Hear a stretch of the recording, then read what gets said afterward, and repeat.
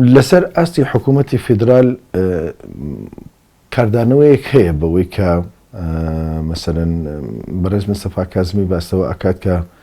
عێراق لە توانایە هەیە کۆتایی بەخڕەشەکانی تورکیا بێنێ چ لەسەر عێراق و چ لەسەر باکووری عێراق. ئەم نامەیە یاخود با بڵێن باشتر وایە بڵێن ئەم ناوە ڕاگەیەنراوەی لە زاری مستەفا کازمیەوە دەلالت لەوە ئەکات کە حکوومەتی فیدرالیش بە جۆرێک لە جۆرەکان کۆک نەبێ لەسەر ئەم داواکاری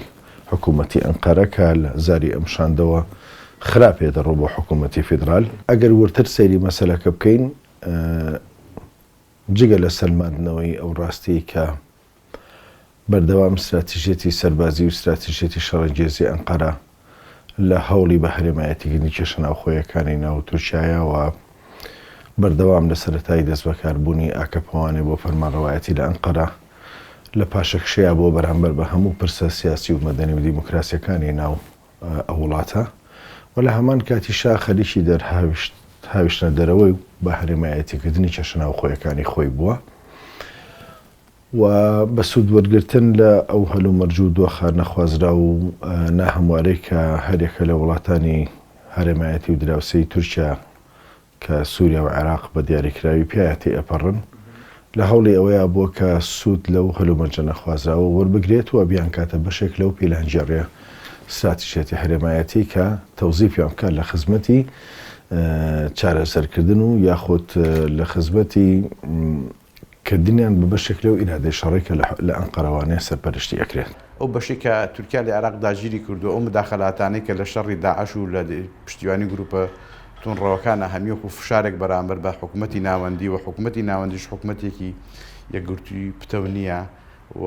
هاتنی ئەم جارەی وەزیری شەڕی تورکیا بۆ عێراق لە چوارچێوەی ئەوایە کە کۆمەڵێک تەنازولات و داشکاندن بە حکوومەتی ناوەندی بکە بەرامبەر بەو هێرش و لەشکێشی کە لە باکووری عێراق دەیکا و ئەوە بە ئۆکەیکردنی هەندێکیش حکوومەتی هەرێمی کوردستانە. من پێم وایە وەزیری بەرگری وەزیری شەڕی تورکیا لە نێوان حکوومەتی هەولێر و حکوومەتی بەغایە دەوێت هەموو کارتەکان بە شێوەیەکی لێزانانە ورد بەکاربێنێ بە تایبەتی لە سەروبەندیەوەی کە پەیوەندی نێودەوڵەتەکانی وەکو جاران کاریگەر نییە لەسەر شۆڕش و تێکۆشانی گەلی کوردستان. ئێستا بایدن بە ڕێگەوەیە کە زۆر لە هەڵسوکەوتەکانی ئەردۆغان تونگە لە ڕۆژهەڵاتی ناوەڕاست لە باکوور و سووریا لە باکووری عێراق لە کەناراوەکانی یوێنان دەبەرەوە تورکیا هەر لە سەرەتاوانێ لە ئێستاوانە دەستبی بۆ کردو و کەوتۆتە دڵە ڕاوکەی ئەوەی کە هەلومەرجی نێودەوڵەتی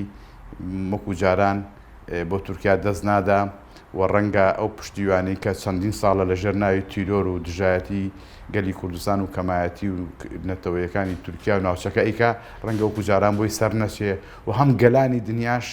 زۆر باشتر لە جاران ئاشنان بۆی کە دۆزێکی ڕەوای خەڵکی ناوچەکە هەیەوە فاشیزمی تورک کە ئەمڕۆ ئەردۆغان ڕابەرایەتیەکە زەرورزیانێکی زۆری بە ئارامی و ئاسایشی ناوچەکە گەیانووە و هەر ئەوە ژوای کردووە ئێستا لەو چوارچێوەیە پەنابێتە هاوپەیمانێتێکی نیمچە هاوپەیمانێتیەک لە ناوچەکەیە و من پێم وایە هەنگاوەکانی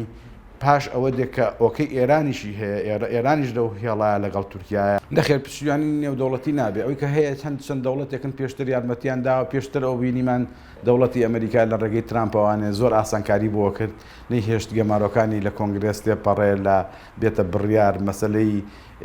S400 ئەو مەسەلەیەکی پێم وایە تەنها بەهانەیە ئەوەندە نییە چونکە پەیوەندەکانی لەگەڵ ڕووسیایە